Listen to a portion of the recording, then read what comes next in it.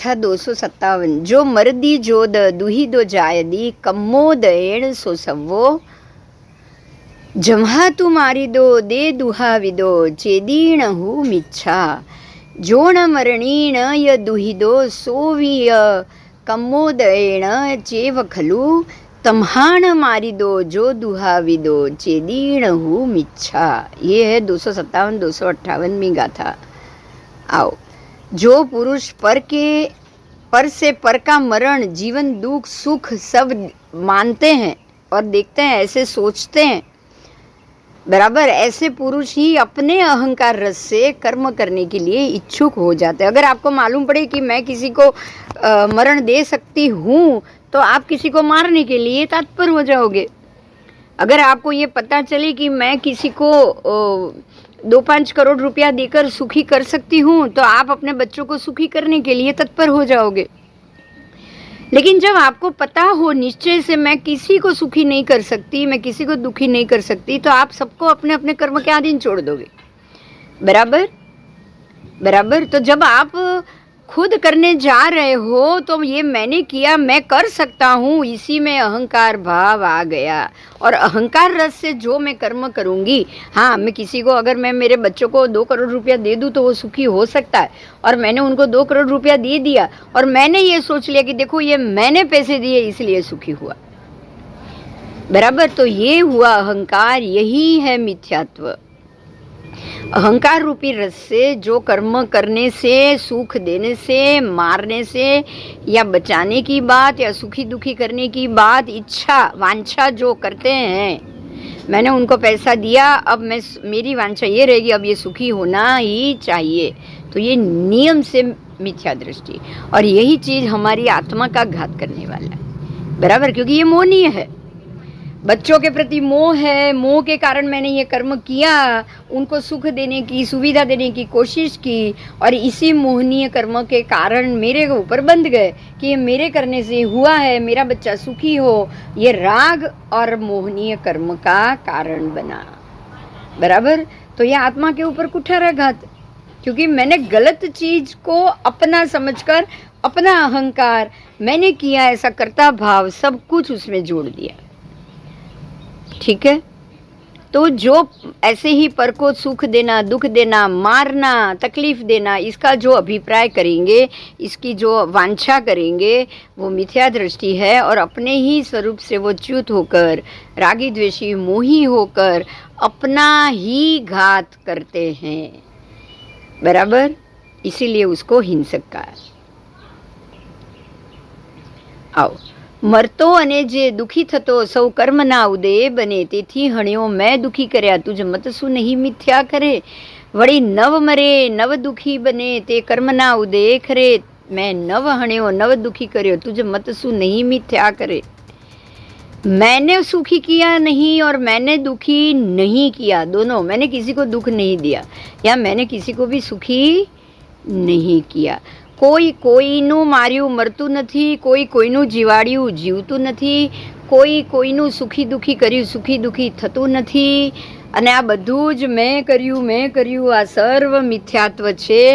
આ મિથ્યાત્વ જ હોય એવું નિશ્ચયનું વચન છે, અને આ માનવું, આ મગજમાં ભરવું, જો ભરેલું હશે તો તમે કોઈના પણ સુખે સુખી કે કોઈના પણ દુખે દુખી નથી થવાના। આ નિશ્ચયને માનશો ને તો જ જ્યારે સમ્યક દર્શન આવશે તમારી અંદર, અને ક્ષાયિક સમ્યકત્વના સમયે તમે ટકી શકશો।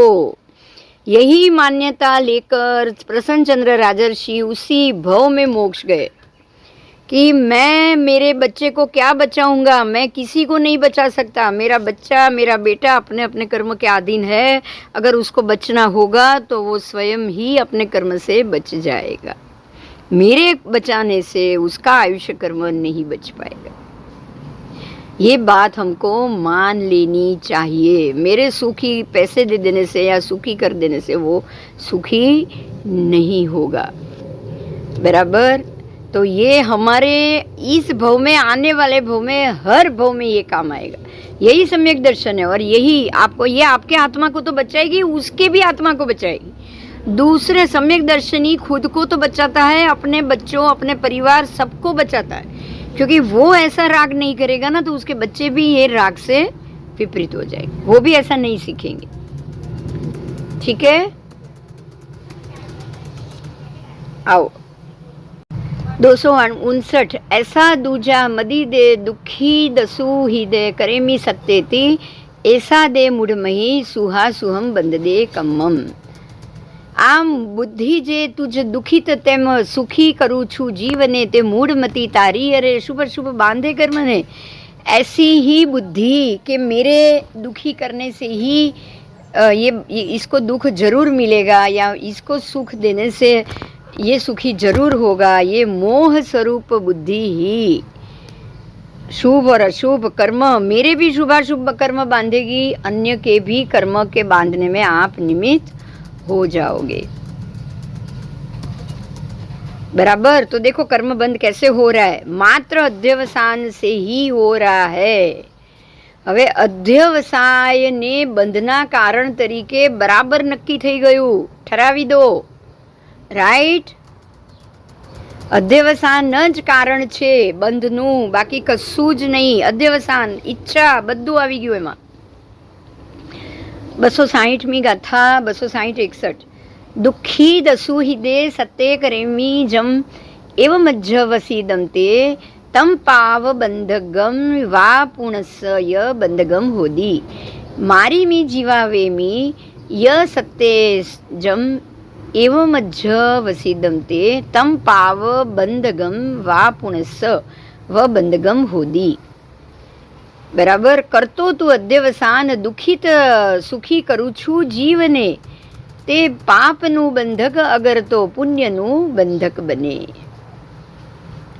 કરતો તું અધ્યવસાન મારું જીવાડું છું પર જીવને, તે પાપનું બંધક અગર તો પુણ્યનું બંધક बने।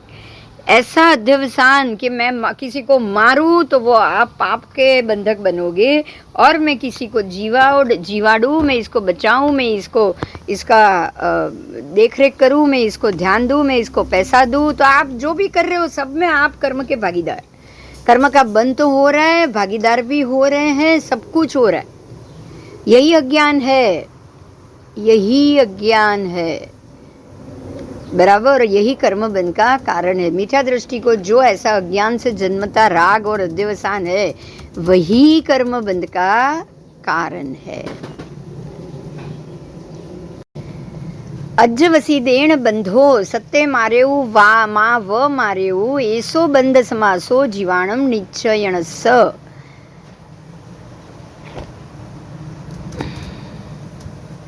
मारो न मारो जीव ने, जीव को मारो अथवा ना मारो, छे बंध अध्यवसान थी। आ बधुं ज अध्यवसान थी ज बंधा है। मैं उसको मारूं, आपका अशुभ अध्यवसान कर्म बंध हो गया।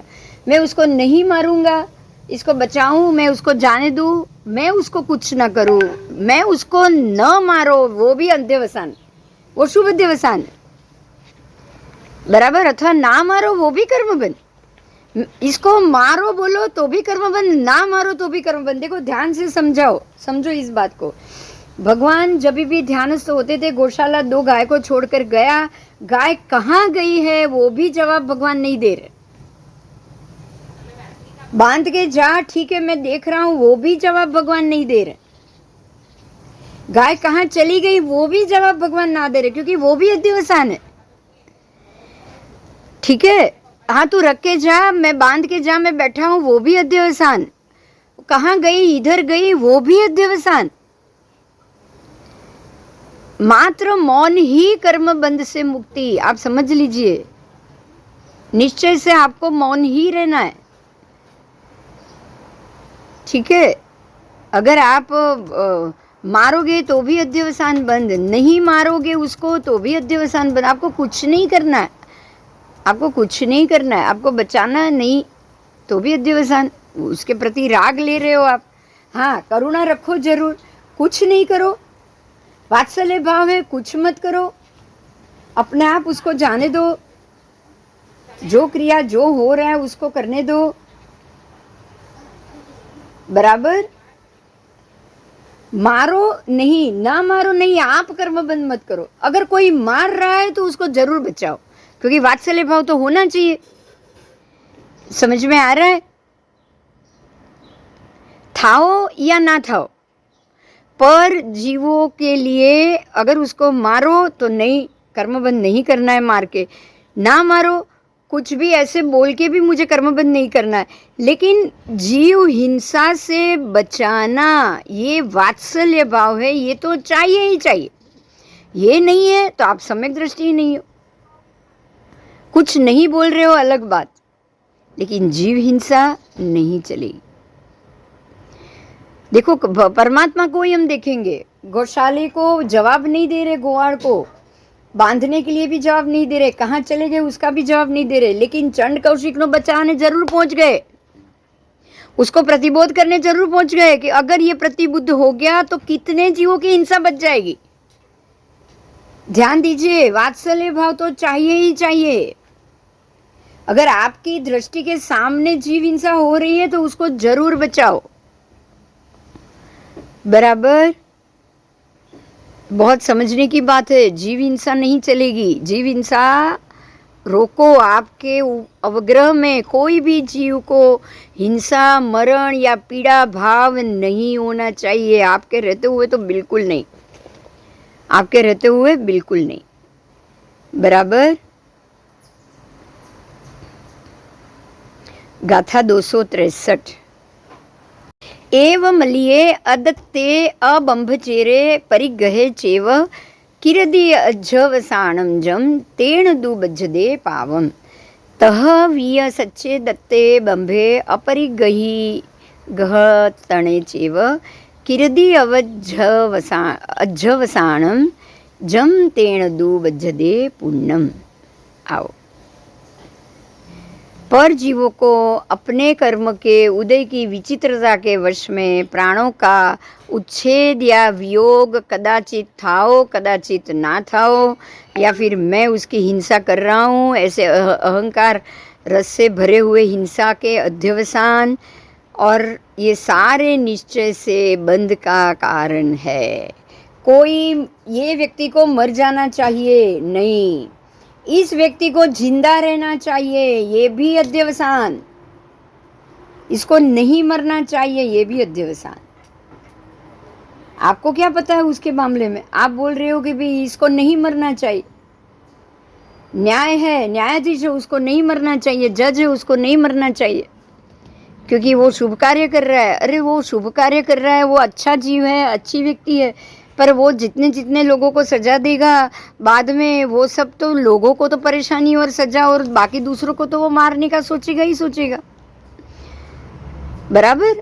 तो वो नहीं मरना चाहिए, ऐसा अध्यवसान भी आपको नहीं आना चाहिए। और ये मरना चाहिए, देखिए हर में राग आ गया, ये नहीं मरना चाहिए क्योंकि वो आपका अपना है, वो भी राग है। ये मरना चाहिए क्योंकि ये आपका अपना नहीं है, वो भी राग है। मैं किसी को मार रहा हूं, ये भी अध्यवसान है, वो भी नहीं आ रहा है, आना चाहिए।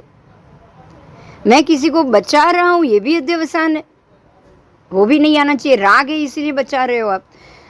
वात्सल्य से बचाओगे तो कोई कर्मबंध नहीं होगा, निश्चय से ये बंध का कारण। बराबर? दूसरे के प्राणों का वियोग दूसरे द्वारा होता ही नहीं है। अपने अपने कर्मवश, कर्म की उदय की विचित्रता वश वो कभी होता है, कभी नहीं होता है। इसलिए जो ऐसा मानते हैं, अहंकार करते हैं कि ये मैं कर रहा हूँ, मैंने बचाया, मन बुद्धि अहंकार तीनों कर्मबंध का, अध्यवसान का अज्ञान है। मन, बुद्धि और अहंकार। मन का त्याग, अनिच्छुक बन जाओ, निवृत्ति इच्छा और निखंस, मतलब कि आकांक्षा नहीं, वांछा नहीं और इच्छा नहीं। ठीक है? तो ये हुआ मन। बुद्धि क्या है? अमूढ़ दृष्टि लाओ, बुद्धि नहीं चाहिए। और अहंकार, अहंकार मतलब मैंने किया, मुझे कुछ नहीं करना है, उपयोग और स्थिरीकरण, ये गुण प्रकट करो। ये तीनों चीज निकल जाएगी, मन बुद्धि अहंकार तीनों निकल जाए। बराबर। निसंख्य, निर्वितिकिच्छा, अमूढ़ दृष्टि, उववूह स्थिरीकरण, ये आएगा तो आपका सारा भव परंपरा कर्मबंध सब निकल जाए, सब अध्यवसान गया और आपके चैतन्य प्राण शुद्ध हो जाएगा।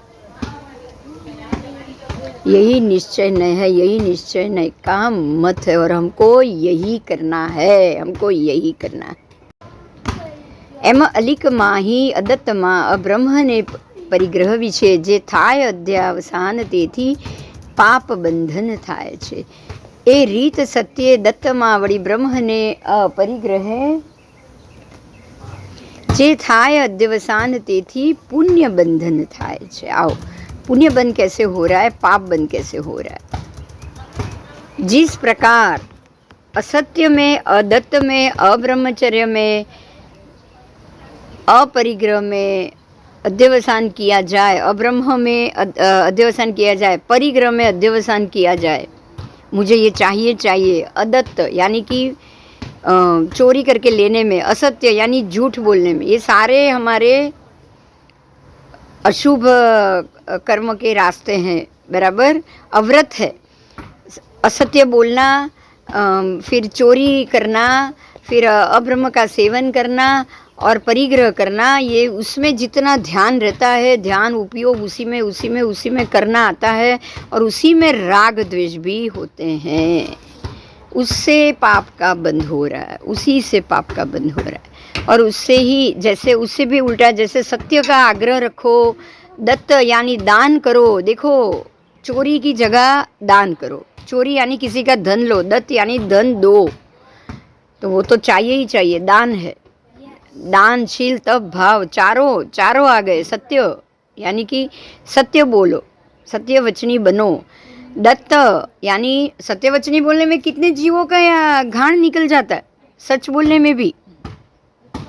कोई पारधी आए, पूछे हरण किधर गया, आप बोले ये दिशा में गया, तो हरण तो चलो वो एक, आपने एक हरण उसको बताया क्योंकि सत्य बोलना है, और वहां जाकर उसको हरण का टोला मिल गया, 15 मिल गए, सबको मार देगा, तो पाप किसको लगेगा। तो सत्य में तो बहुत ज्यादा दोष आ जाता है। दत्त में यानी कि दान में, आप दान दे रहे हो, क्या हो रहा है पता है, नहीं पता।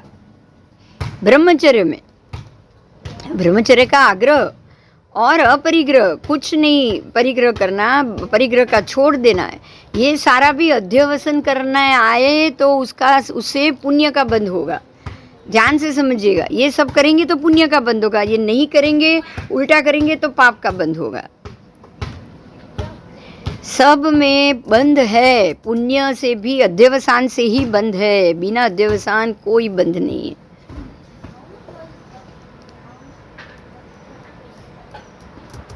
तो पुण्य बंध का भी ये कारण, पाप बंध का भी ये कारण। अशुभ अध्यवसान करोगे तो पाप बंध, शुभ अध्यवसान करोगे तो पुण्य बंध।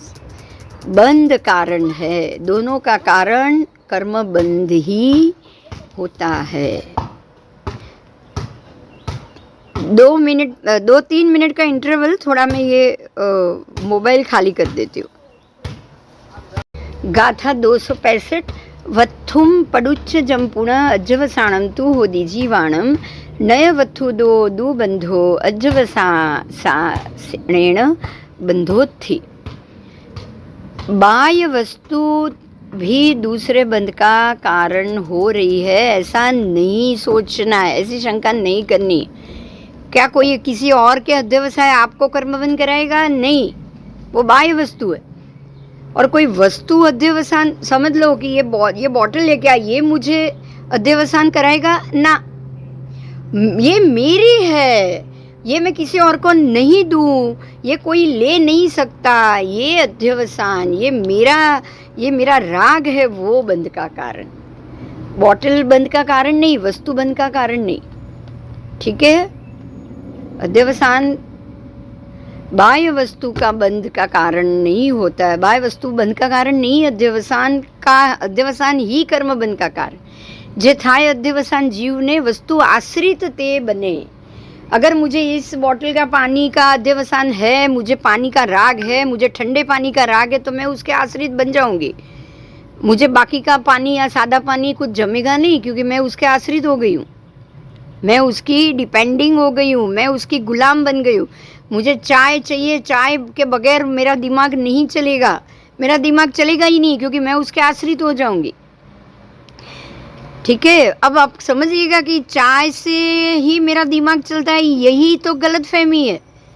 ये वस्तु थी बंद, आप ऐसे आप 10 बार चाय पियो बंद नहीं होगा, लेकिन मुझे चाय चाहिए ही चाहिए, मुझे ऐसी ही चाय चाहिए। मेरे चाय का वक्त हो गया है, मेरे लिए ये क्यों नहीं बना, क्यों शक्कर डाली, क्यों नहीं डाली, इससे बंद हो रहा है। समझ में आया?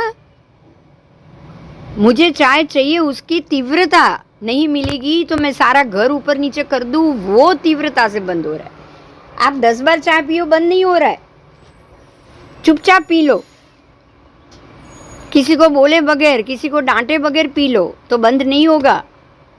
क्योंकि आप सिर्फ अपने शरीर की पीड़ा को शांत कर रहे हो, आप अपने दिमाग की पीड़ा को शांत कर रहे हो, इसके लिए आप चाय पी रहे हो। आपके ब्रेन और आपका ये थोड़ा ज़्यादा चल रहा है, आप ज़्यादा सोचते हो, उसको शांत करने के लिए, उसको ठंडा करने के लिए आपको चाय की ज़रूरत है, आप चाय पी रहे हो। चाय से आपके शरीर के जो भी ज्ञान तंतु है वो शांत हो रहे हैं, तो आप चाय पी रहे हो क्योंकि आप उसको शांत रखना चाहते हो, बराबर। लेकिन समय समय पर खाने भी जरूरत पड़ गई, हर घंटे 2 घंटे में खाना खा रहे हो, तब नहीं कर सकते हो, तो आप अपनी शरीर की पीड़ा को शांत कर रहे हो, इसीलिए ले रहे हो। आपके दिमाग में ये होना चाहिए, मेरे से तप नहीं हो रहा है, वो भी अध्यवसान, वो भी बंध का कारण, और मैं कर रही हूँ वो तो है ही अध्यवसान, राग है ही कि अरे मैं तो बहुत कर रही हूँ, मैंने ये किया, मैंने ये किया। आप गिनाओगे, पूरी लिस्ट दोगे किसी को, ये भी अध्यवसान, बराबर।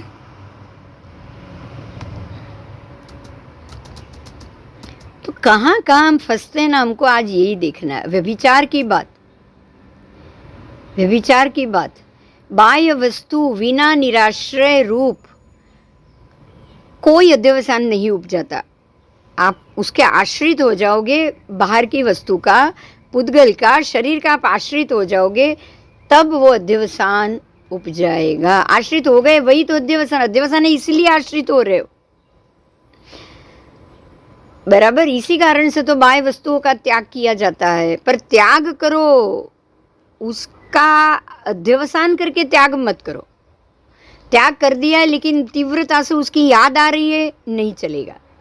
वो जो याद आने की बात आ रही, तीव्रता, सहजता से त्याग करना है, आपका मन उसमें रहे और उसका आप त्याग करो, ऐसा नहीं, सहजता से त्याग करो।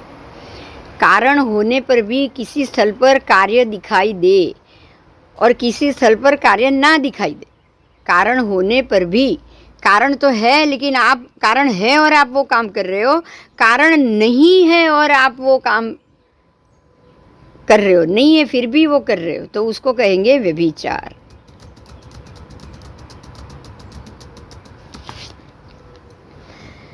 (266) गाथा। दुखी दसु हिदे जीवे करेमी बंधेमी तह विमोचेमी जा ऐसा मूढ़ मदी निरथया साहू दे मिच्छा। दुखित सुखितानि जीवान करोमि बंधयामि तथा विमोचयामि या ऐसा मूढ़मति निरर्थिका सा खलुते मिथ्या। अगर कोई मुनि ईर्ष्या समिति पूर्वक यत्न से गमन करे और पग के नीचे आकर कोई पंचेंद्रिय की हत्या हो जाए या देड़की आकर मर जाए, तब भी वो हिंसा मुनि को नहीं लगती, क्योंकि वो बाह्य दृष्टि से हिंसा हुई है। मुनि की अभ्यंतर दृष्टि प्रत्येक जीव को बचाकर, देखकर ईर्ष्या समिति का पालन करते हुए चलने की थी। वो ईर्ष्या समिति का पालन करते हुए चल रहे थे। उनके दिमाग का अध्यवसान यही था कि मेरे से किसी भी जीव की हत्या ना हो। वो भाव होने के कारण उनसे ये कर्मबंध नहीं लगेगा। બરાબર. તો બાહ્ય વસ્તુ બંધ का कारण નથી, परंतु बाह्य वस्तु बिना निराश्रय से अध्यवसान भी नहीं होते हैं. निराश्रय आश्रय लेकर ही अध्यवसान होंगे. इसीलिए बाह्य वस्तु का भी निषेध तो है ही. बाह्य से भी आपको हिंसा हो जाए वो, इसलिए उसका निषेध कहा गया. बराबर. तो बंध के कारण के रूप में जो अध्यवसान है वो अपनी अर्थ क्रिया नहीं करने वाला है, इसीलिए वो मिथ्या है. करूँ छू दुखी सुखी जीवने वड़ी बद्ध मुक्त करूँ अरे आ मूढ़ मती तुझ छे निरर्थक तेथी ते मिथ्या करे. ये इसको सुखी मैंने किया, इसको दुखी मैंने किया, ऐसे करते करते ही मैंने उसको बंधन दिया, मैंने ही उसको छुड़ाया. इस तरह से मेरी मोहित बुद्धि, मूढ़ बुद्धि यानी कि मोहित बुद्धि, किसी के प्रति मूढ़ हो जाना, किसी के मोह में मूढ़ हो जाना, किसी के मोह में अबुद्धि हो जाना. बराबर.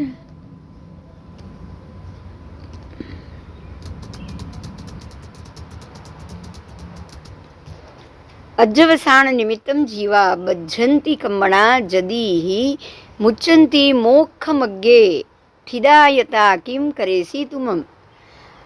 आओ. अध्यवसान निमित्तम जीवा बध्यते कर्मणा यदि ही मुच्यते मोक्ष मार्गे स्थिता च तत् किम करोषि त्वम. आओ. जो अपनी अर्थ क्रिया नहीं कर सकता है, जो अपनी अर्थ क्रिया प्रयोजन भूत क्रिया कर सकता है तो वो निरर्थक है. आपको कोई प्रयोजन भूत क्रिया नहीं करनी, वो सारी क्रिया निरर्थक है. जीवों पर सुखी दुखी आदि करने की जो बुद्धि कर रहे हैं वो भी निरर्थक. जीवों तो अपने अपने कर्म से ही सुखी और दुखी होते. बराबर. इसलिए ऐसी मिथ्या बुद्धि हमको नहीं लानी है. पर अब ये गाथा है उसकी बात है. सौ जीव अध्यवसान कारण कर्म थी बंधाए. જ્યારે બધા જીવ અધ્યવસાન के कारण से ही कर्म से बनते हैं और मोक्ष मार्ग स्थित जीवो मुकाय तू शू करे भला. और मोक्ष मार्ग में स्थित जीव अध्यवसान को छोड़ देते हैं. खरेखर अध्यवसान के निमित्त से ही जीव कर्म से बंधित है और मोक्ष मार्ग में स्थित जीव कर्म से छूट जाते हैं. तो अब तू क्या कर रहा है? तुमको क्या चाहिए? मोक्ष मार्ग चाहिए या अध्यवसान चाहिए? बराबर.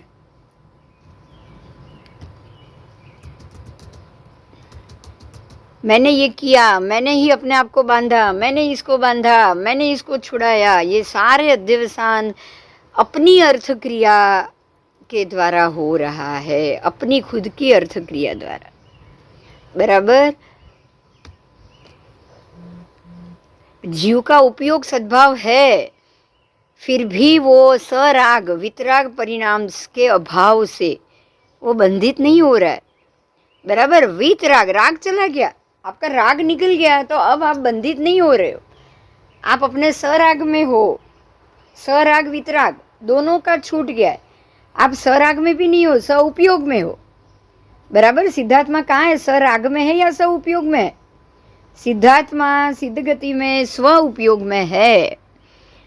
उनका सराग भी निकल गया, उनका वितराग भी निकल गया. सराग का परिणाम का भी अभाव, वितराग का परिणाम भी अभाव. तो अब ना उनको कोई कर्म बंद हो रहा है, ना उनको किसी कर्म से छुटकारा होना है, वो मुक्त है.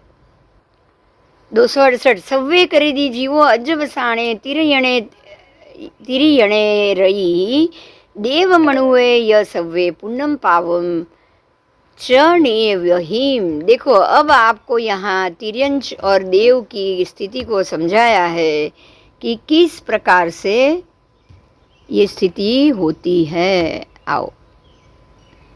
देखो अभी कल से क्लास नहीं होगा, ये बंद होगा 15 मिनट के बाद. आओ.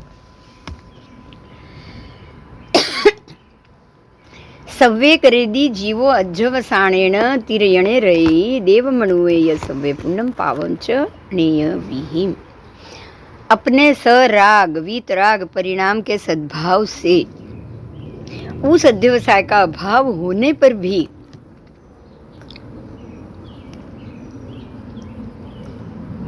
वो सराग वितराग दोनों के परिणाम से विहीन है सिद्ध के जीव।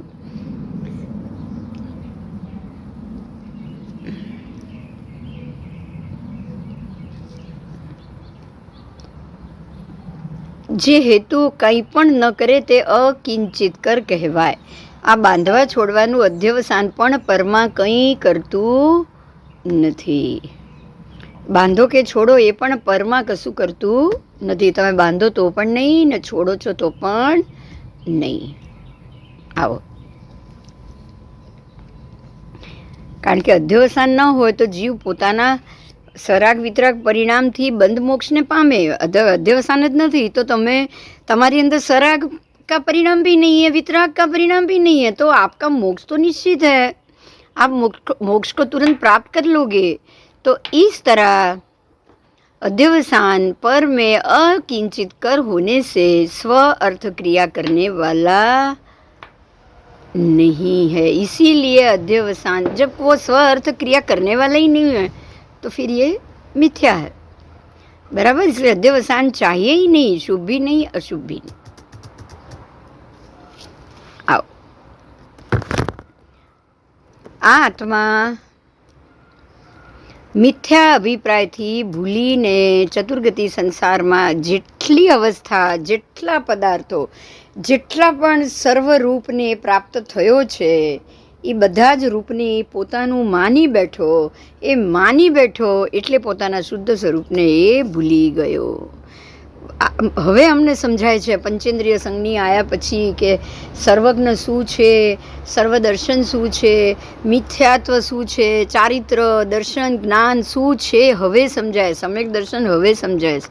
પણ અત્યાર સુધીના ભાવમાં જેટલા પદાર્થ, જેટલા રૂપને મેં મારા માન્યા એ બધા કર્મ સામે તો આવશે જ. સમ્યક દ્રષ્ટિને બધા સામે તો આવશે જ. એટલે સમ્યક દર્શન આવ્યું છે તો હવે આ બધા કર્મો જ્યાં સુધી પૂરેપૂરા ભોગવાય નહીં ત્યાં સુધી માત્ર નિમિત્તને ઓળખો અને માત્ર એ કર્મનો ભોગવટોને પોતાની રીતે જ પૂરો થવા દો. બરાબર. તિર્યંચ દેવ નારક માનવ પુણ્ય પાપ વિવિધ જે તે સર્વ રૂપ નિજને કરે જીવ અધ્યવસાનથી. જીવે આત્માને ચતુર્ગતિ સંસારમાં તિર્યંચ ગતિ, નરક ગતિ, देव गति, मनुष्य गति, पुण्य का उदय, पाप का उदय आदि आदि असंख्य अध्यवसान किया और इसी कारण से वो चतुर्गति संसार में भटक रहा है. अध्यवसान के कारण ही उसने सारे पदार्थ, सारे द्रव्य को अपना मानकर उसके अंदर बिठा दिया है. धम्मा धम्मम चतहा जीवा जीवे अलोग लोगम च सव्वे करेदी जीवो अज्जवसाणेण अपाणम. वળી એમ ધર્મ અધર્મ જીવ અજીવ લોક અલોક જે તે સર્વરૂપ નિજને કરે છે જીવ અધ્યવસાનથી. આ લોક મારો, અલોક મારો, ધર્મ મારો, અધર્મ મારો, મારે હલવું છે, હું કરું છું, હું હલી રહી છું. बराबर. હું આ કામ કરી રહી છું. जीव अध्यवसान से तिर्यंच, नरक, देव, मनुष्य, सर्व पर्याय को और अनेक प्रकार के पुण्य पाप ये सब अपनी व्यक्तित्व के ऊपर लेकर कर रहा है. मैंने किया ऐसा सोचकर. इसी तरह जीव अध्यवसान से धर्म अधर्म, बराबर, जीव अजीव लोक अलोक ये सब षड्द्रव्य को भी करता है. ये सर्व को अपना करता है. मैंने हाथ हिलाया, मैंने चीज़ बनाई, मैंने चीज़ ये की, ये सब ये तो धर्म अधर्म से काय का सहाय लेकर हम कर रहे हैं. पुद्गल की सहाय लेकर हम कर रहे हैं और हम बोल रहे हैं ये मैंने किया, तो वो करने के लिए भी वापस पुद्गल तो लेके आना ही पड़ेगा. आप मैंने किया ये सोच के कर्म बंद करोगे ना तो भी वो कर्म को भोगने के लिए आपको पुद्गल सहित ही आना पड़ेगा. उस मैं को साथ में रख के ही आना पड़ेगा. बिना शरीर, बिना पुद्गल, बिना मैं के तो आप कर्म को ख़त्म भी नहीं कर सकते हो, पूरा भी नहीं कर सकते हो.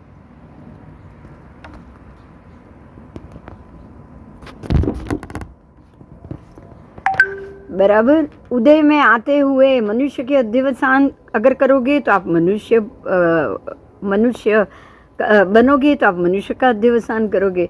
उदय में आते देव के अध्यवसान से ही आप अगर देव भव करोगे तो देव के अध्यवसान को ही कर्म भोगना उदय टाणे और फिर से नए कर्म बंद करोगे।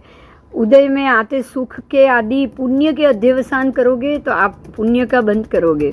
तो जो उदय रूप आएगा उसी के पाप और पुण्य आदि सबके ही अध्यवसान भी करोगे और उसी के ही कर्म बंध भी आप करते ही जाओगे। बराबर। जानने में आने वाले पुद्गल के अध्यवसान से खुद पुद्गल करेंगे, जानने में आते लोकाकाश के अध्यवसान से अपने आप को लोकाकाश रूप करोगे और जानने में आते अलोकाकाश के अध्यवसान से अपने आप को वो अलोकाकाश रूप करेंगे। इस प्रकार से आत्मा अध्यवसान से अपने को सर्व अलग अलग रूप बनाता है। आओ, ये अध्यवसान ही अज्ञान रूप है, इसीलिए वो अपने परमार्थ स्वरूप को नहीं जान पाता और अध्यवसान से ही आत्मा अनेक अवस्था रूप करता है और अपने में ही उस अवस्था को अपना मान लेता।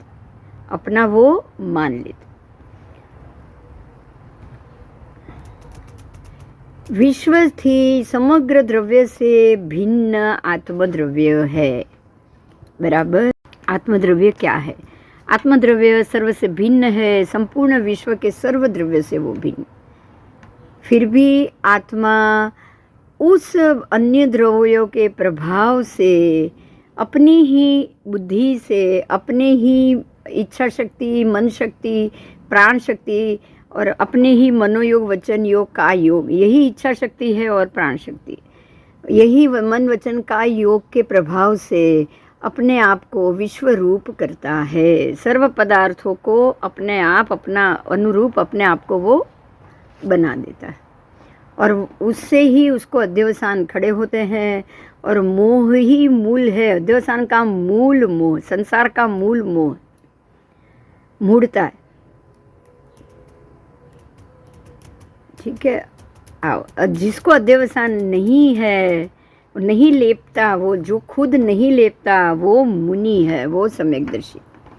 एदाणी नथी जैसीम अध्यवसाणानि एवं मादीणी ते असुहेण सुहेण व कम्मेण मुनि न लिपन्ति। ए आदि अध्यवसान विधविध वर्तता नहीं जेने ते मुनिवरो लेपाय नहीं शुभ के अशुभ कर्मों वड़े।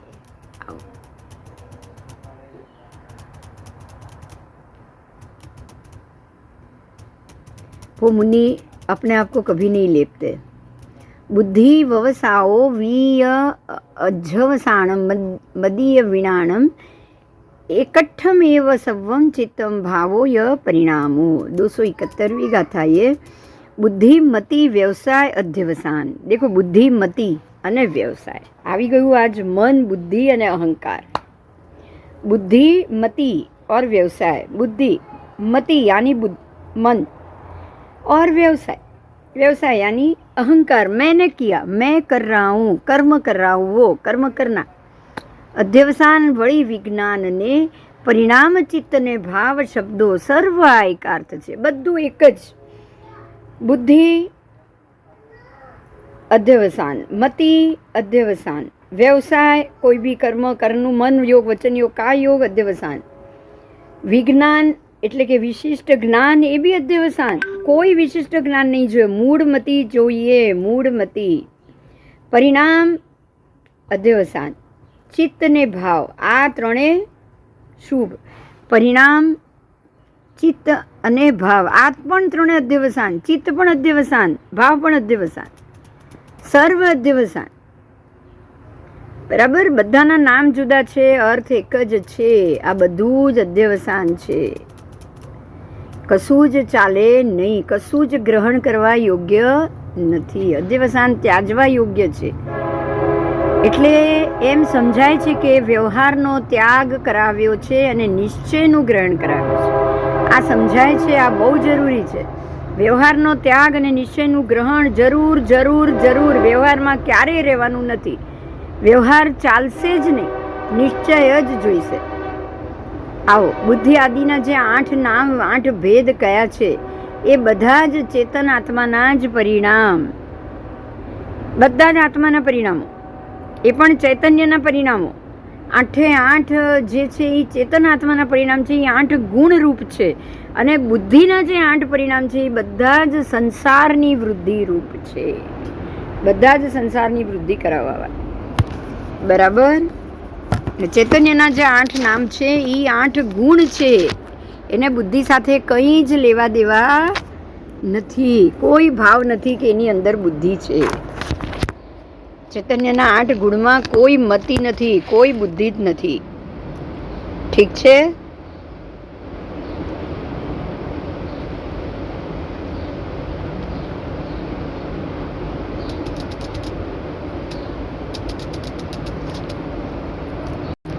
એવં વ્યવહારણો પરિસિદ્ધો જાણ નિશ્ચયણ એણ નિશ્ચયણ યા સીધા પુણમુનિનો પાવંતી જીવવાણમ.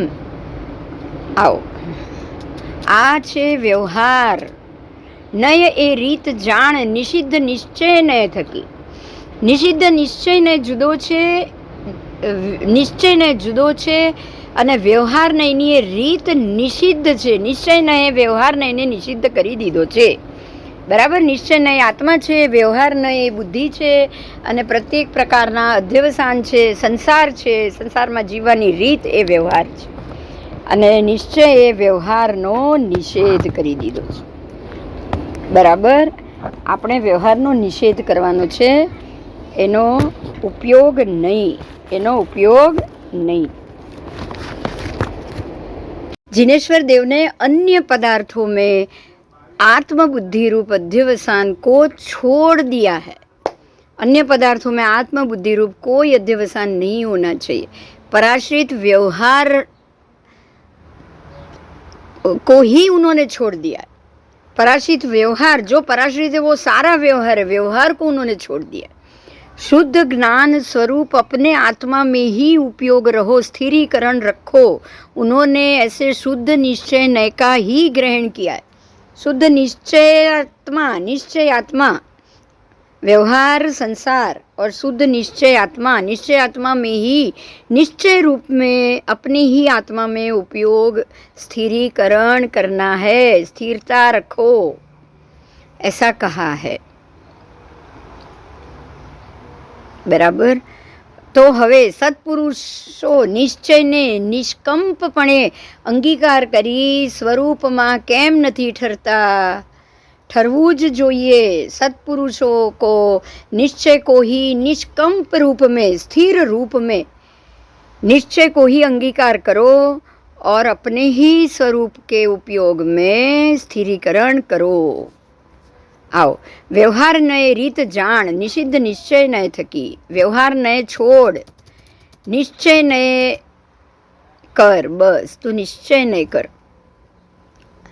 आत्मा के आश्रित रहना ही निश्चय नय है और पर के आश्रित रहना ही व्यवहार नय है.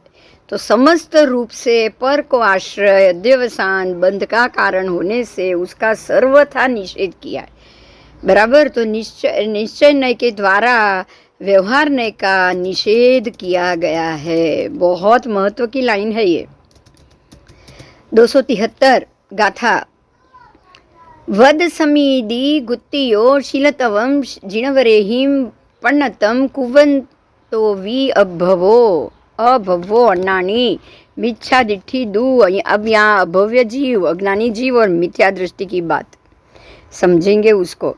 आत्मा को पर के निमित्त से जो भी अनेक भाव होते हैं ना, ये सारा व्यवहार नय है, संसार है, इसीलिए वो पराश्रित है. मात्र एक स्वाभाविक भाव जो खुद का हो रहा है वही निश्चय, मैं खुद आत्मा हूँ, यही निश्चय. अध्यवसान भी व्यवहार का है, इसलिए त्याग. आत्मा तो कोई अध्यवसान है ही नहीं, इसलिए व्यवहार ने का त्याग का उपदेश दिया गया.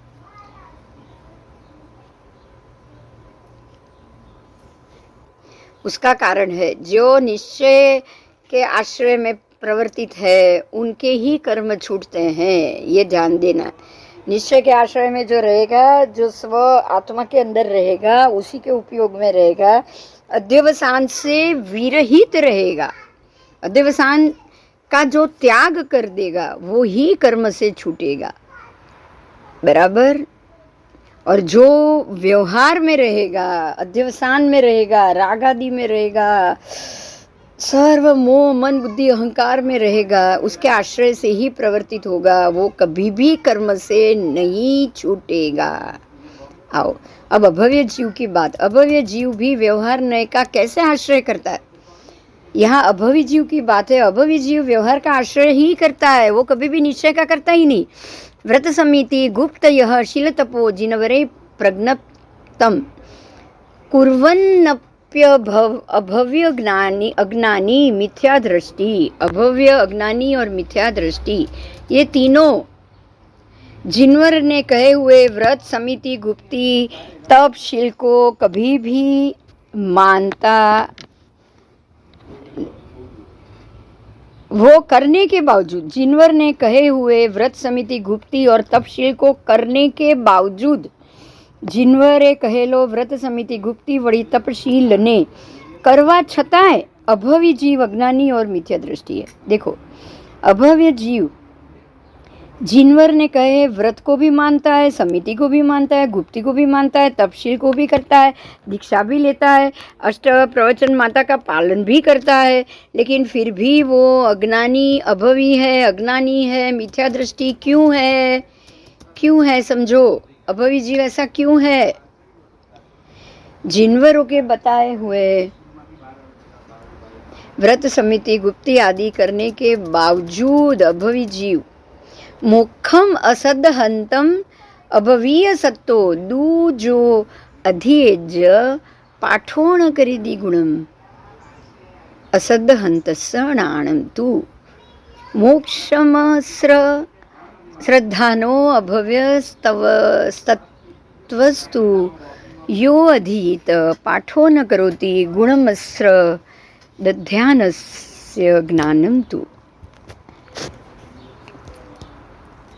परमात्मा के बताए हुए दान शील तप से परिपूर्ण 3 गुप्ती 5 समिति और सबके प्रति सावधानी से भरा हुआ जैना धर्म का अहिंसादि 5 महाव्रत व्यवहार चारित्र का पालन अभवी जीव भी अवश्य करता है। ऐसा नहीं कि वो नहीं करता है, बराबर। वो सारा पुण्य बांधता है, पुण्य बांधता है, उसको कर्म करता रहता है, उससे निवृत्ति नहीं लेता है। क्यों? क्यों? ऐसा पालन करने के बावजूद भी वो अभवी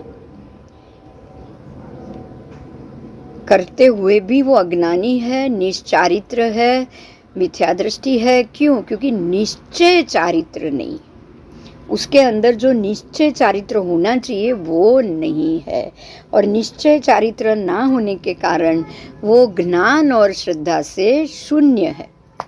अभवी ज्ञान और श्रद्धा से शून्य, उसको सम्यक ज्ञान नहीं है, उसको श्रद्धा नहीं है, निसंकीय निकंकीय निवित्त इच्छा अमूढ़ दिठ्ठीय वो अथिरीकरण वत्सल पवावणे अठ, ये 8 नहीं, वो इस 8 गुणों का उसने त्याग कर दिया। ये 8 गुणों का उसने त्याग कर दिया। ये 8 गुण उसके अंदर है ही नहीं।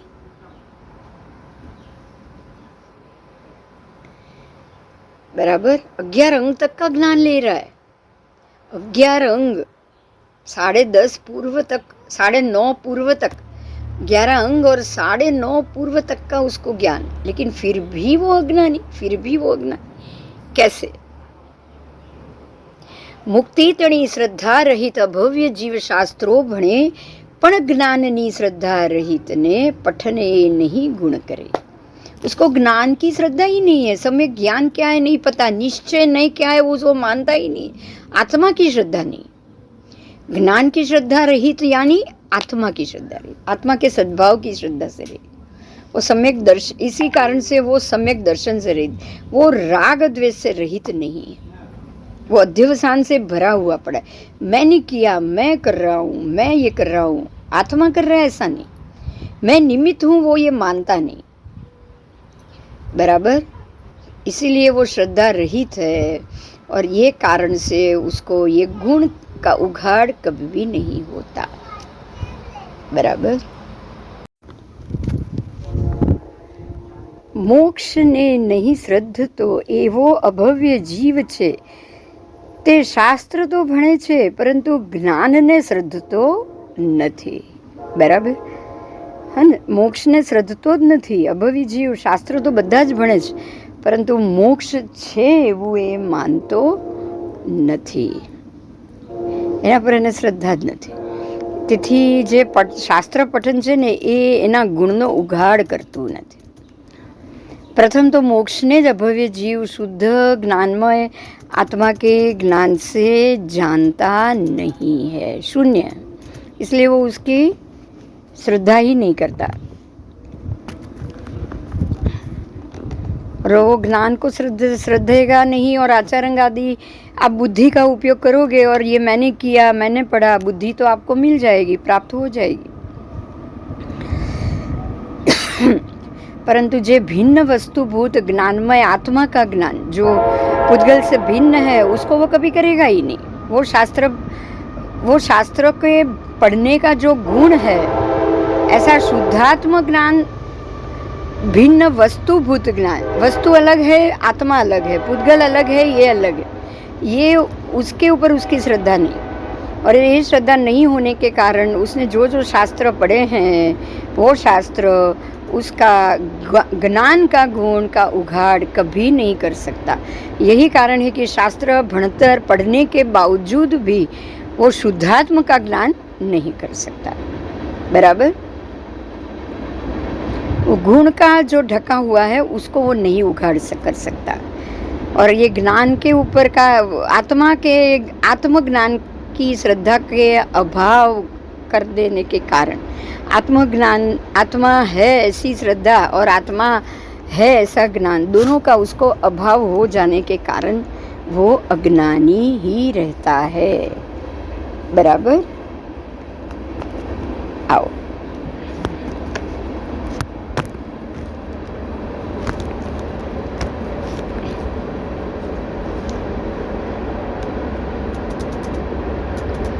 તે ધર્મને શ્રદ્ધે પ્રતિ રુચિ અને સ્પર્શન કરે, તે ભોગ હેતુ ધર્મને નહીં કર્મ ક્ષયના હેતુ। એવો અભવી जीव योग के भोग के निमित्त रूप धर्म की श्रद्धा करता है।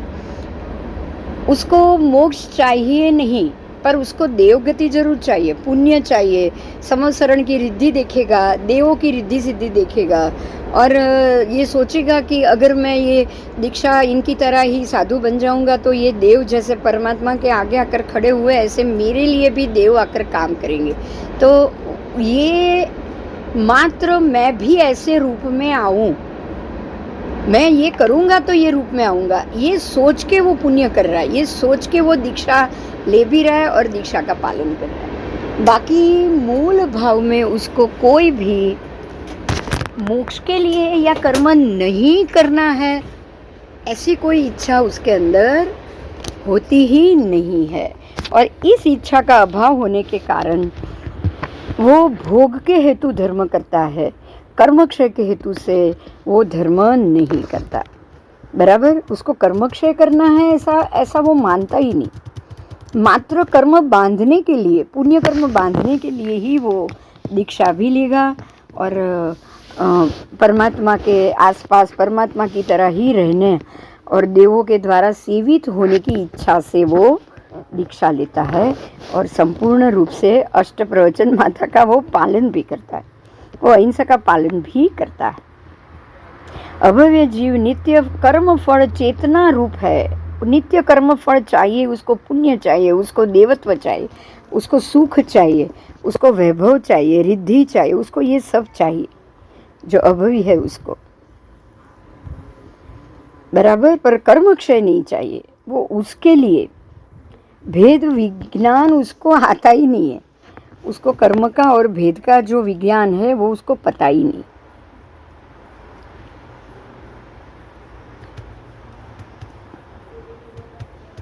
उसके लिए वो अयोग्य है, वो सदा स्व और पर का भेद विज्ञान नहीं करता है। कर्म छूटने के निमित्त रूप ज्ञान मात्र भूतार्थ सत्यार्थ धर्म को वो श्रद्धा करता ही नहीं है।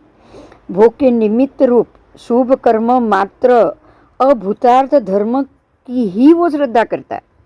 मात्र भोग के निमित्त से ही उसको भोग चाहिए, उसको ऐसा रजवाड़ी पुण्य कर्म का भोग चाहिए।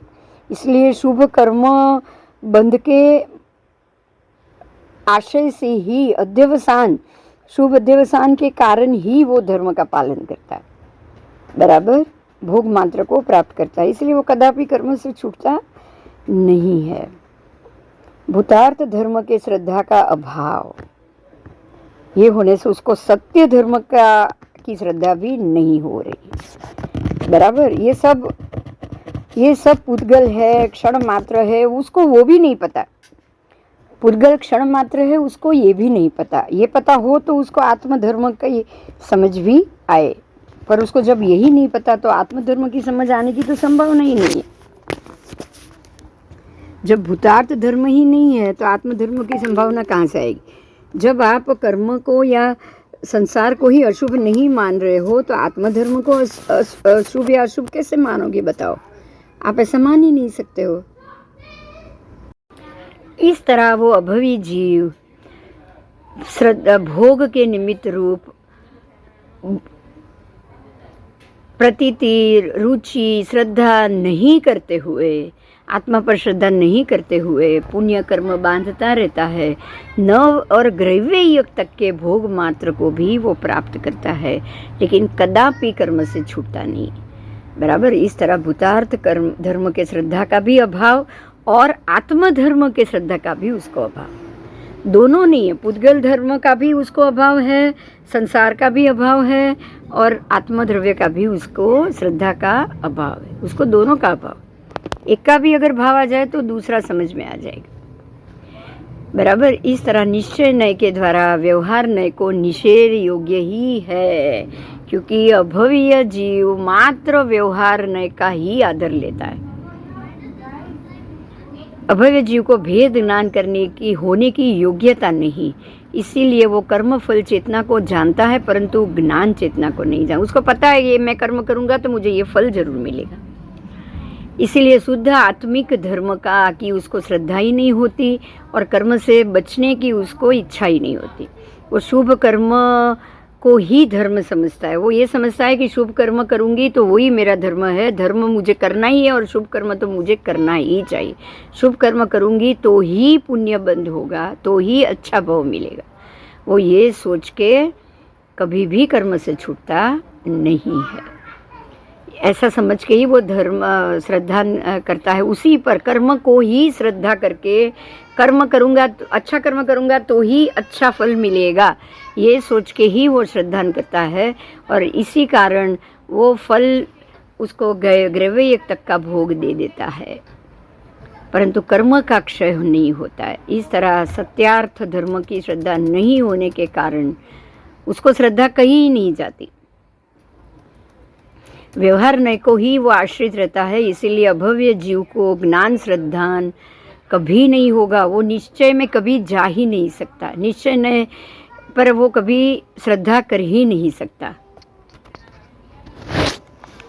इस हेतुवाद रूप अनुभव प्रधान ग्रंथ है, उसीलिए वो भव्य अभव्य का अनुभव की अपेक्षा से निर्णय है। अब इसको अहेतुवाद आगम के साथ इसको अगर देखे जाए तो अभव्य को व्यवहार नय का पक्ष का सूक्ष्म केवली गम्य आशय अगर हो जाए रही जाए तो वो सदमस्थ को अनुभव गोचर भी नहीं होता। मात्र सर्वज्ञ देव जानता है कि ये जीव अभवी है या भव्य है, बराबर। और उसके अंदर केवल व्यवहार का पक्ष होने के कारण सर्वथा एकांत रूप मिथ्यात्व रहता है। उसका मिथ्यात्व सर्वथा है, उसका मिथ्यात्व एकांत रूप है जो हमेशा रहने वाला है, कभी भी खत्म नहीं होगा। इस कारण अभव्य को इस व्यवहार नय के पक्ष का ही आशय कभी भी मिटता नहीं, सदा सर्वदा के लिए वो व्यवहार नय के आशय में ही रहता है। 277वीं गाथा। आयारादि नाणम जीवादि दंसनम च विनेयम छज्जीवणिकं च तहा भणदी चरितं तु व्यवहारो आदादु मज्जणाणम आदा में दंसणम चरितम च आदा पचखाणम आदा में संवरो जोगो। 277-76 ये दो गाथा का अर्थ बोलेंगे। व्यवहार वड़े नए वड़े निषेध ऐसा व्यवहार नए को निषेध करे ऐसा निश्चय नय होता है। ये दोनों नय कैसे? ये दोनों नय कैसे? आचार आदि જ્ઞાન છે, જીવાદि દર્શન જાણવું। આચાર એ જ્ઞાન છે અને જીવ આદि દર્શન છે, બરાબર। આચરણ એ જ્ઞાન છે અને જીવ આદि એ દર્શન છે। ષટ જીવ નિકાય ચરિત્ર છે, 6 જીવ નિકાય એ ચારિત્ર છે। એ કથન નય વ્યવહારનું, આ નય વ્યવહારનું કથન છે। આચાર વગેરે એ જ્ઞાન છે। ગુણ અંદર પડા ગુણ, આચારંગ આદि જે શાસ્ત્ર છે એ જ્ઞાન છે।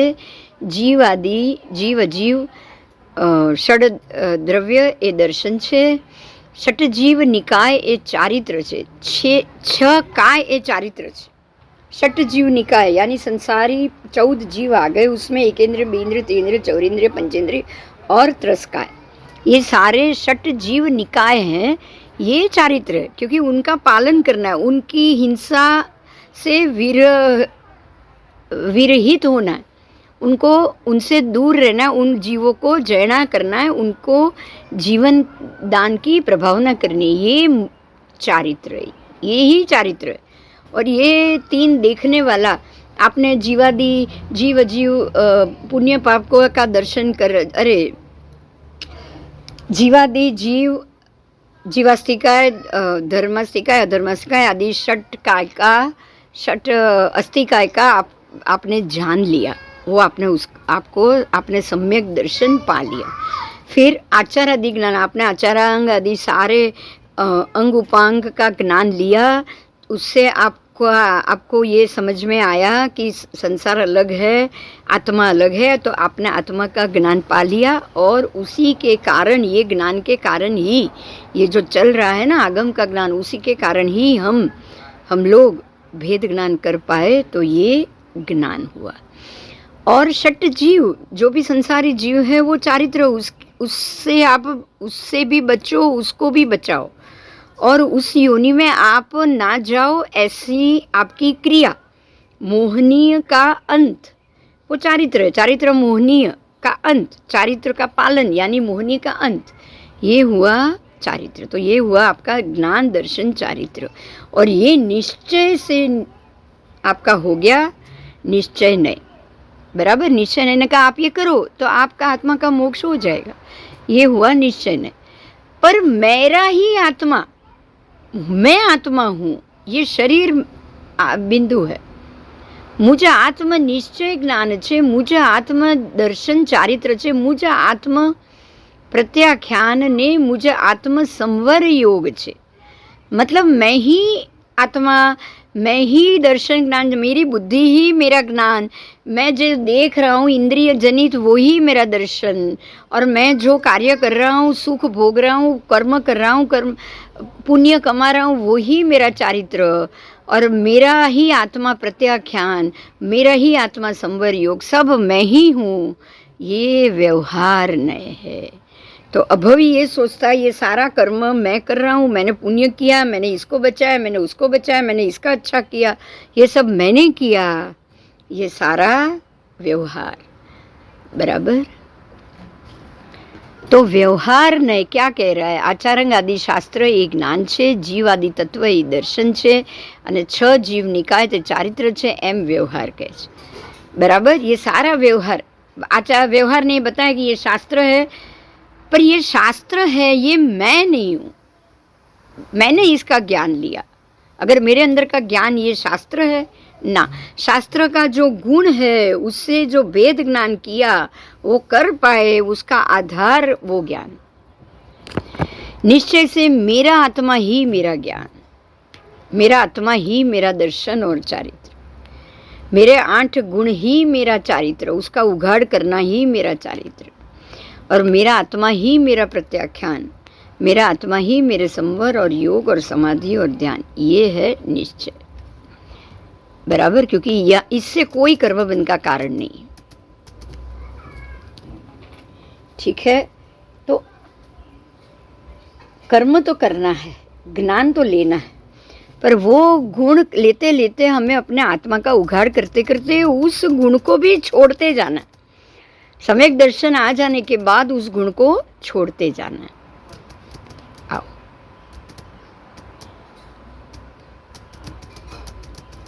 289 78 89।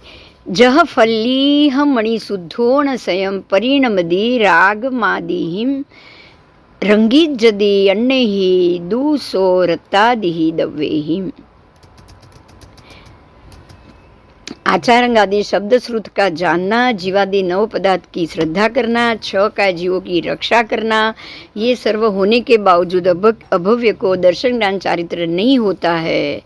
इसीलिए व्यवहार नय का तो निषेध है ही, मगर आचारांग से शब्द श्रुत का जानना, जीवादि नव पदार्थों की श्रद्धा करना, 6 काय जीवों की रक्षा करना, और यही करते करते भव्य जीव अपने गुणों का उघाड़ करे और कर्म बंध से मुक्त हो, यही निश्चय है।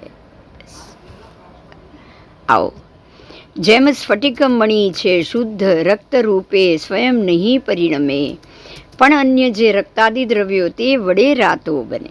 स्फटिक मणि की तरह आत्मा है, उसको रक्तादि द्रव्य बताओगे तो वो राता बनेगा, उसको श्वेत द्रव्य बताओगे तो वो श्वेत बनेगा, उसको कोई द्रव्य नहीं बताओगे तो वो बिल्कुल स्फटिक ही रहेगा। जो द्रव्य बताओगे वो वैसा बनेगा। एवं नाणी शुद्धो ययं परिणमदी रागमादिहिं राइज्जहि अण्णैहि दूसो रागादिहि दोषैहि। ऐसे ही ज्ञानी पण छे शुद्ध, आत्मा छे शुद्ध, ज्ञान छे शुद्ध, राग रूपे स्वयं कभी भी परिणमन नहीं होता है, पर जो अन्य राग और अन्य दोष के द्वारा आपको जैसा अन्य ज्ञान बताओगे वो अज्ञानी, आप उसको अज्ञान बताओगे वो अज्ञानी होगा, आप उसको राग बताओगे रागी होगा, आप उसको अशुभ अशुभ अध्यवसाय बताओगे वो अशुभ अध्यवसायी बनेगा, आप उसको शुद्ध अध्यवसाय बताओगे आप वो शुद्ध अध्यवसायी बनेगा।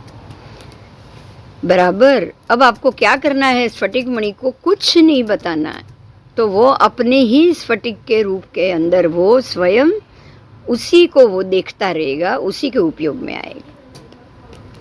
नय राग दोष मोहम कुवदी नाणी कसाय भावम वा स्वयमपणोण सोतेण कारगोतेसीम भावाणम। ये 280वीं गाथा है कि कदी राग द्वेष विमोह अगर कषाय भावो निज विषे ज्ञानी स्वयं करतो नहीं, तेथी न तत्कारक ठरे। आत्मा कभी भी राग द्वेष मोह ऐसे कषाय भाव नहीं करता है, इसीलिए वो स्वयं ज्ञानी बन सकता है। बराबर, वो ऐसे किसी भी भाव का करता नहीं है, आत्मा नहीं। ऐसे आप उसको ये कर्म ये असत भाव नहीं बताओगे, ये अध्यवसाय नहीं बताओगे, तो आत्मा ऐसा अध्यवसायी होगा ही नहीं, आत्मा ऐसा अज्ञानी होगा ही नहीं। रागम ही य दोषम ही य कसाय कम्मेसु चेव जे भावा तेहिं दु परिणमंतो रागादि बंधदी पुणोबी। पण राग द्वेष कषाय कर्म निमित्त थाय भावजे ते रूप जे प्रण में फरीते बांधतो रागादि ने। जो जो राग द्वेष कषाय कर्म निमित्त से जो जो होगा वही रूप वो देखेगा और उसी रूप को वो फिर से बांधेगा। देखो उदय में जो आ रहा है रागादि कषाय कर्म निमित्त आप पहले बांधते हैं, मिथ्यात्व उसको बांधता है, फिर से वो उदय में आता है, उदय में आता है तो उसी को देखकर वो फिर से उसको बांधता है, फिर से वो उदय में आएगा, फिर से वो बांधेगा, फिर से वो उदय में आएगा। बराबर, आप उसको जो दिखाओगे वो ऐसा बांधेगा। रागम ही य दोषम ही य कसाय कम्मेसु चेव जे भावा तेहिं दु परिणमंतो रागादि बंध दे चेदा। ऐसे ही राग द्वेष कषाय कर्म निमित्त थाए भावजे ते रूप आत्मा परिणमे ते बांधतो रागादि ने। तो आत्मा में परिणमन भी वही होता है। बराबर, कर्म बंध तो वही होता ही है, पर कर्म बंध के अंदर आत्मा अपना उपयोग डाल देता है, अपने अध्यवसाय डाल देता है, तो आत्मा भी उसी अध्यवसाय में परिणमन कर देगा, क्योंकि वो खुद अपना उपयोग डालता है ना। खुद अध्यवसाय डालता है, खुद ऐसा सोचता है, अपनी शक्ति को डालता है। जो आत्मशक्ति, मन शक्ति है, वो ही अध्यवसाय को ग्रहण करके अशुभ हो जाएगी। बराबर। आओ। अणपरिकमणं दुविहम अपच्यखाणं तहेव विनयम एदेणु वदेशेण य अकारगो वणिदो चेदा। अपरिकमणं दुविहम दव्ये भावे अपच्यखाणंपि एदेणु वदेशेण य अकारगो वणिदो चेदा। जावम अपरिकमणं अपच्यखाणं च दव्य भावाणं कुव्वदि आदातावम कत्ता सोहोदीना दव्वो। आओ। 283, 84, 85वी गाथा। અણપ્રતિકમણ દ્વયવિધ અણપચખાણ પણ દ્વયવિધ છે. આ રીતના ઉપદેશથી વર્ણવ્યો અકારક જીવને. અણપ્રતિકમણ બે દ્રવ્ય ભાવે એમ અણપચખાણ છે. આ રીતના ઉપદેશથી વર્ણ્યો અકારક જીવને. અણપ્રતિકમણ વળી એમ અણપચખાણ દ્રવ્યનું ભાવનું આત્મા કરે છે ત્યાં લગી કરતા બને છે તે જાણવું. देखिए, अब अप्रतिक्रमण की बात की है, वो भी दो प्रकार का है. अप्रत्याख्यान भी दो प्रकार का. कैसे? द्रव्य संबंधी और भाव संबंधी. अप्रतिक्रमण भी दो बार, द्रव्य संबंधी अप्रतिक्रमण, भाव संबंधी अप्रतिक्रमण. अप्रत्याख्यान द्रव्य संबंधी अप्रत्याख्यान, भाव संबंधी अप्रत्याख्यान. तो यहाँ ये इसको बताया गया है द्रव्य से और भाव से. बराबर. आत्मा जब तक रागादि का अकारक है, अगर वो रागादि का अकारक है तो अप्रतिक्रमण अप्रत्याख्यान ऐसे द्विगुणा का उपदेश वो हो नहीं सकता है. आओ. आधा कम्मा दिया पोगल दव्व सजे में दोसा कहते कुव्वदी नाणी पर दव्व गुणा दूजे निच्चम. આધા કર્મી ઇત્યાદિ પૂદગલ દ્રવ્યના આ દોષ જે તે કેમ જ્ઞાની કરે? સદા પરદ્રવ્યના ગુણ છે. बराबर. रागादि भावों के प्रतिक्रमण प्रत्याख्यान हो जाए जब नैमित्तक रागादि भावों का भी प्रत्याख्यान प्रतिक्रमण करना जरूरी है. उस निमित्त भूत आपका जो भी सम्यक दृष्टि को अपने दिन के जो भी रागादि कर्म हो जाए उसका प्रत्याख्यान और प्रतिक्रमण होना बहुत जरूरी. आधाकम्मम उद्देश्यम च पोगलमयम इमम दव्वम कहतम मम होदी कयम जम निच्चम चेदणम वुत्तम.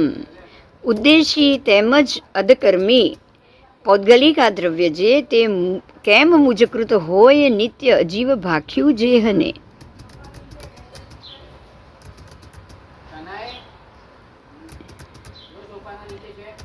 જીવ નિત્ય છે છતાં એના દ્વારા જે પાપ કર્મથી આહારનો આદિ એવો કર્મ કરી રહ્યો છે એ બધું આધાકર્મી છે.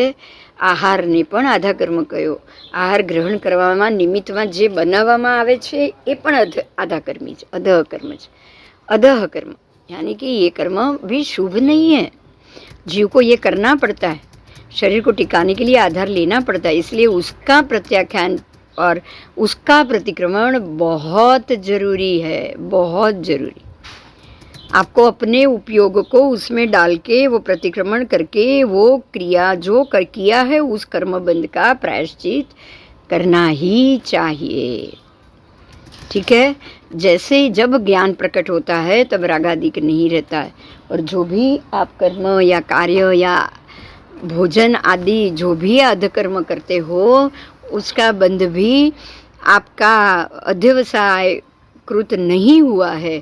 पर जो द्रव्य कर्म लिया है, द्रव्य कर्म का कारण भाव कर्म तो नहीं बंधा है, मगर जो द्रव्य कर्म लिया गया है उसका प्रत्याख्यान और प्रतिक्रमण के द्वारा उसका नष्ट होना बहुत जरूरी.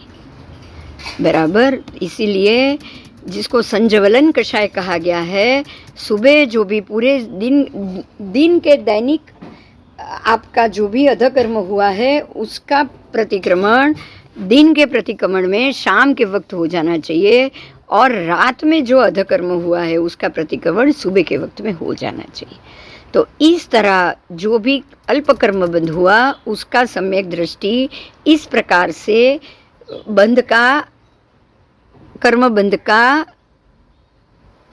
निर्जरा के रूप में त्याग करता जाता है। इस प्रकार से समय सार की ये आत्मख्याति नाम की टीका जो बंध अधिकार था वो समाप्त हुआ। जय जिनेन्द्र।